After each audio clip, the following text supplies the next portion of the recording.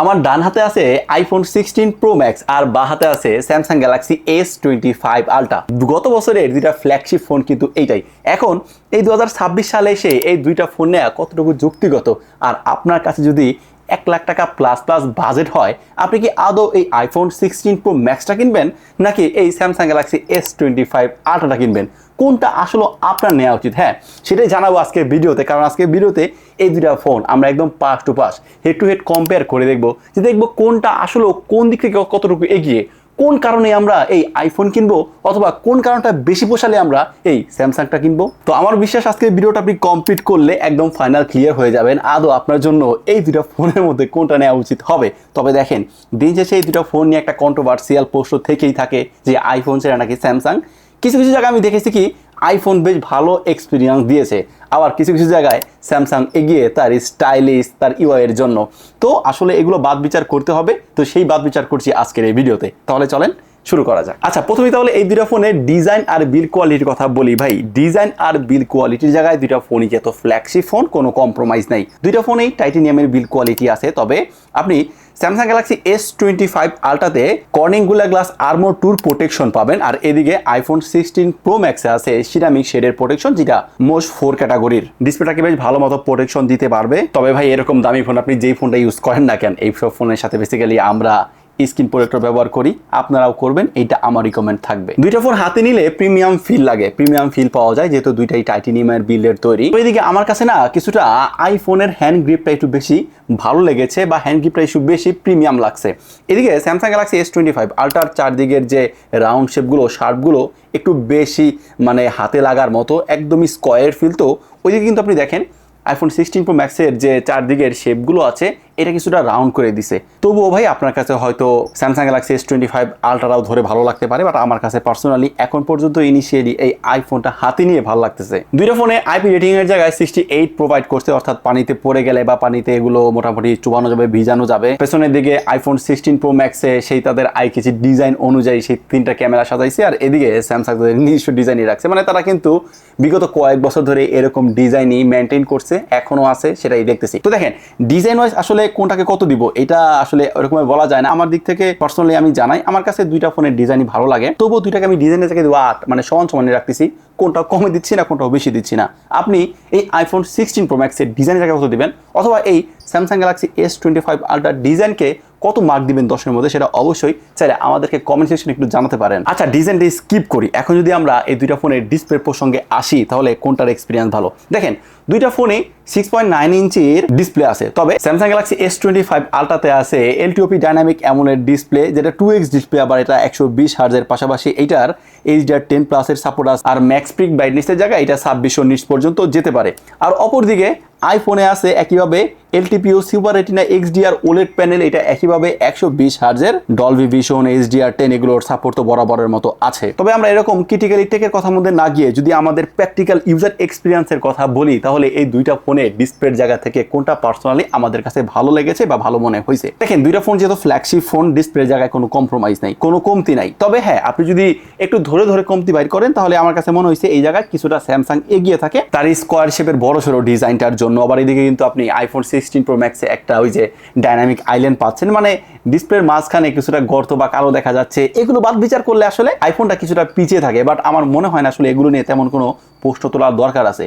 IPhone তারা dynamic island দিবে, আর এগুলো আপনি যখন একটু লং টার্ম ব্যবহার করবেন, ব্যবহার করতে করতে ওই আইল্যান্ডের ব্যাপারটা আমার কাছে একটু এক্সট্রা অর্ডিনারি লাগবে, তখন ওইটাকে আর মনে হবে না যে আসলে এটা ডিসপ্লের কোনো ঘাটতি। তবে হ্যাঁ, আইফোনের বিভিন্ন ক্ষেত্রে দেখেছি কি কালার টোনের জন্য, এদের যেহেতু 2 টোন আছে, এই জন্য কালার কিছুটা শিফটিং মিফটিং হয়। দুইটা ফোনের ডিসপ্লের কালার অ্যাকিউরেসি ভালো, কালার কন্ট্রাস্টও ভালো, ডিসপ্লে দেখার এক্সপিরিয়েন্সও ভালো। তবে হ্যাঁ, কম্পেয়ার করলে এগিয়ে থাকে, কারণ হচ্ছে ওই তার মধ্যে তো একটা বড় সড়ো ডাইনামিক আইল্যান্ডটা নাই। আর যদি এখানে বক্সি শেপের ডিজাইনটা তারা দিচ্ছে ডিসপ্লেতে, তো আপনি যখন স্যামসাং এর ফোনটা দিয়ে কোনো মুভি টুভি দেখবেন বা ডিসপ্লের এক্সপিরিয়েন্সটা নেবেন, এটা থেকে কিছুটা বেটার পাবেন। আমরা মানলাম এখানে ডিসপ্লের জায়গায় কিছুটা বা স্লাইটলি এগিয়ে আছে এই স্যামসাং, তবে পারফরমেন্সের জায়গায় কি হালচাল? এখন দেখেন, আইফোন 16 প্রো ম্যাক্সে আছে অ্যাপেলের A18 প্রো চিপ, যেটা আবার 3 ন্যানোমিটার আর্কিটেকচারে বিল্ড আপ করা। আর অপরদিকে স্যামসাং গ্যালাক্সি S25 আলট্রাতে আছে কোয়ালকম স্ন্যাপড্রাগনের 8 এলিট, এটা একইভাবে 3 ন্যানোমিটার আর্কিটেকচারে বিল্ড আপ করা। র পারফরমেন্সের জায়গায় স্যামসাং কিছুটা এগিয়ে থাকবে, আবার এদিকে অপটিমাইজেশনের পারফরমেন্সের জায়গায় এই আইফোনটা এগিয়ে থাকবে। তবে আপনি যদি দুইটা ফোন দিয়ে হাই গ্রাফিক্সের গেম খেলেন, কোনোটা থেকে কোনো ল্যাকি চপি ফিল করবে না, এটা স্বাভাবিক, কারণ দুইটাই যেহেতু ফ্ল্যাগশিপ চিপসেট। আমরা এই দুইটা ফোনের গেমিং এক্সপিরিয়েন্সের কথা যদি বলি, হ্যাঁ দুইটা ফোন দিয়ে গেমিং টেমিং করা হয়েছে, পাবজি খেলা হয়েছে। দুইটা ফোন একদম 120 FPS পর্যন্ত গেমিং করতে পারবেন, পাবজি খেলেন বা অন্যান্য যেই গেমিংটা খেলেন না কেন। তবে হ্যাঁ গেমিং এর জায়গায় আমি বলবো হ্যাঁ দুইটা থেকে আপনি অ্যাকুরেট পারফরমেন্স পাবেন, কোনোটা থেকে কোনোটা কম না। তবে এইটা সত্যি কথা, দুইটা ফোন দিয়ে গেমিং করার সময় বেশ ভালো পরিমাণ হিট জেনারেট করে। এইদিকে না আইফোনে হিট জেনারেটের ব্যাপারটা একটু বেশি আমার কাছে মনে হইলো। তবে হ্যাঁ এই কারণে তারা কিন্তু এই আইফোন 17 Pro Max এসে তারা কিন্তু ওই ভেপর কুলিং চেম্বারটা দিছে। তবে এটা সত্যি গেমিং এর জায়গায় কিছুটা বেশি হিট জেনারেট করে এই iPhone 16 Pro Max। IPhone 16 Pro Max এ রয়েছে 8GB র্যাম, আর এদিকে স্যামসাং গ্যালাক্সি S25 আলট্রাতে রয়েছে 12GB র্যাম। এখন খাতা কলম হিসেব করলে বলাই যায় যে র্যামের জায়গায় স্যামসাংটা এগিয়ে যাচ্ছে। তবে আদৌ বিষয়টা এমন না। আইফোনের যে বললাম তারা অপটিমাইজেশনের মাধ্যমে যে এক্সপিরিয়েন্সটা দেয়, এই 8GB র্যাম কোন অংশে এই 12GB র্যামের চাইতেও কম না। তো র্যাম ম্যানেজমেন্টের জায়গায়, app open time and close টাইমের জায়গায় বেশ বেটার স্মুথ ফিল পেয়েছি আমরা দুইটা ফোনের থেকে, এই জায়গায় কোনো কমপ্লেইন নাই।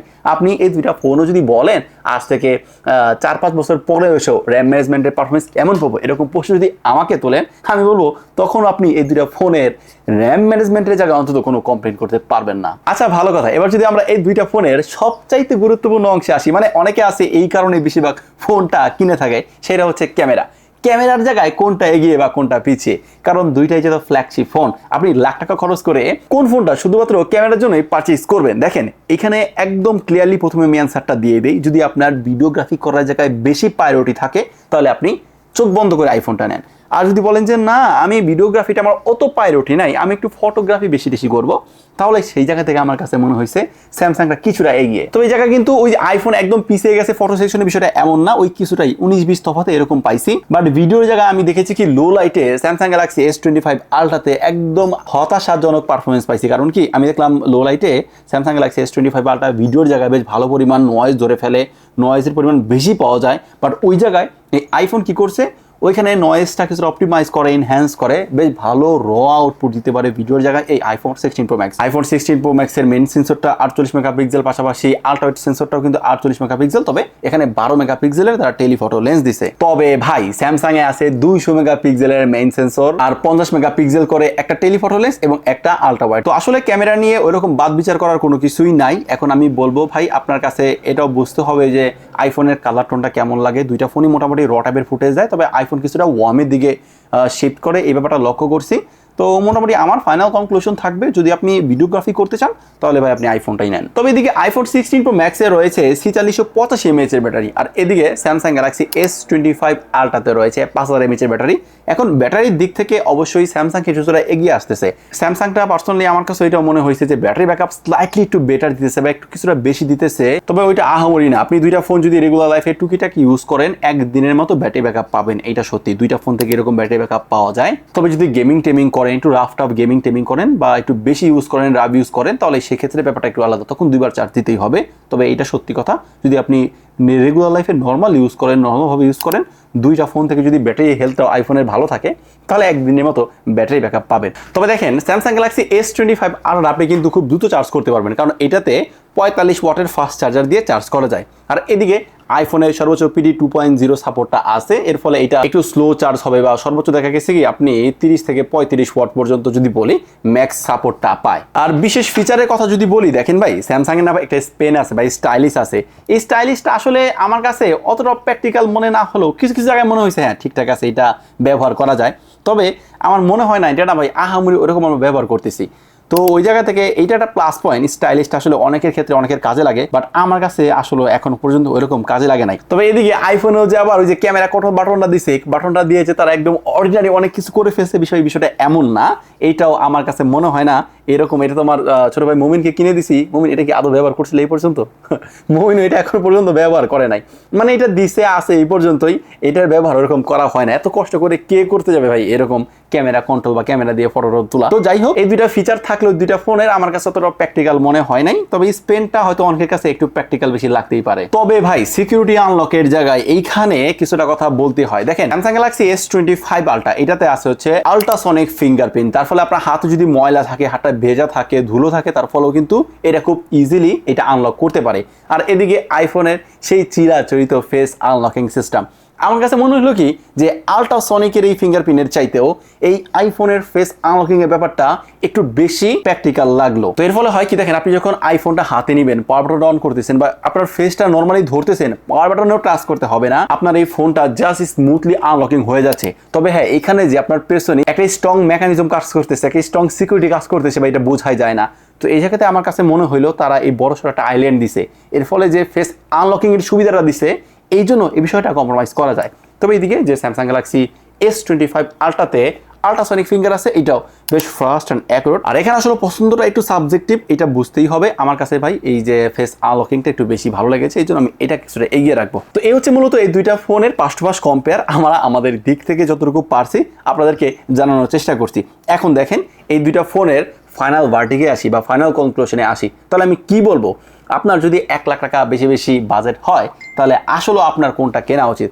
এখন দেখেন, এখানে সর্বপ্রথম যেই জিনিসটা মাথায় আসবে সেটা হচ্ছে দুইটা ফোনের ইউআইয়ের জায়গা। স্যামসাংয়ে আপনি অনেক কিছুই করতে পারবেন, এখানে অনেক স্বাধীনতা আছে, বাট আইফোনের ক্ষেত্রে বিষয়টা তেমন না বা ওইরকম স্বাধীনতা আইফোনে নাই।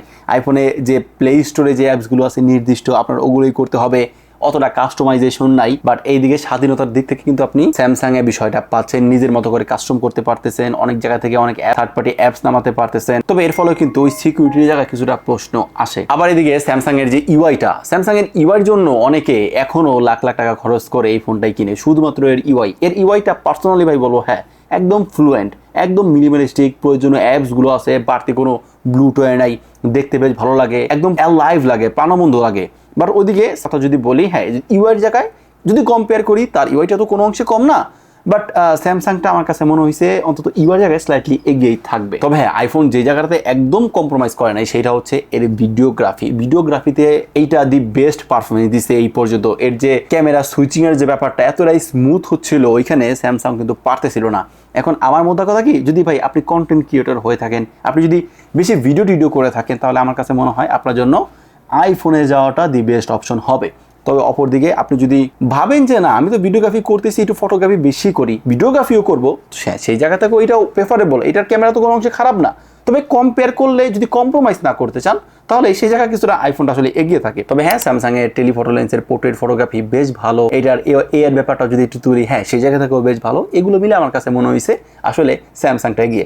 এখন আসলে দুইটা ফোন তার নিজস্ব জায়গা থেকে এগিয়ে থাকতেছে। এখন দিন শেষে আপনার প্রায়োরিটি, আপনার ক্রাইটেরিয়া বা আপনার ডিমান্ড মিলাতে হবে আসলে আপনি কি করবেন বা কোন পারপাসে মূলত আপনি ব্যবহার করবেন। তবে এটা সত্যি আইফোনে না ভাই একটু শো অফের বিষয়টা একটু বেশি কাজ করে। অনেকে আছে হ্যাঁ যারা একটু ব্যাপার বুঝে, যাদের মধ্যে একটু ব্যাপার স্যাপার আছে, তারা স্যামসাংয়ের এই ফোনটাকেও আসলে ভ্যালু দিবে।